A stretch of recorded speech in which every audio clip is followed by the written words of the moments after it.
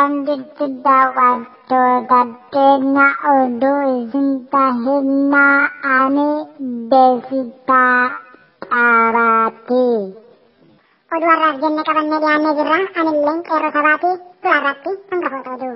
Lagni Awaash guutee miidhaa geessiseen uummanni hedduun gargaarsa ariitii akka barbaadu himameen. Dr. Diimaan Nagaa'oo biyyatti galee abbaa duulaa waliin wal argameeranii.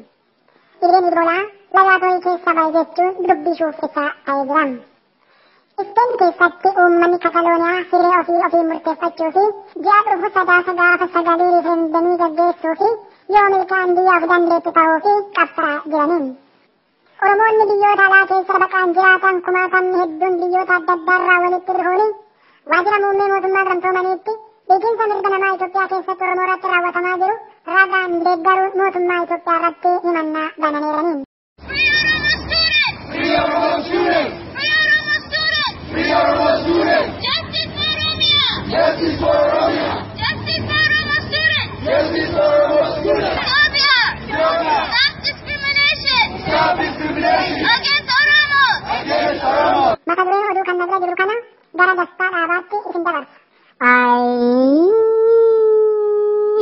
Ani sodaadhe oduu ati qopheeffatte kuni oduu gaazexeessummaa misoomaatii miti.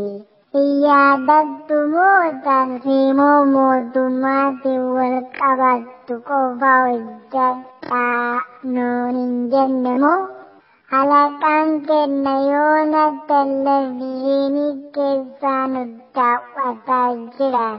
Qorannoo irratti beekamichiiree waan ceephoo buufachuu yookiin waan gimgamaan nama godhu. Gimgamaanuu yoo nu gaane dansaa. Ani akkanaan hin seene ani si waliin hin dubbisu dhugaa waaqaa.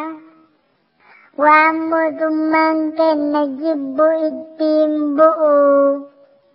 Osoo beekte bara uummata bal'aan ala mootummaa hin jedhamu mootummaa abbaa irree kan afaan qawweetiin biyya bulchu malee. Dubbichisiiste kaakunoo.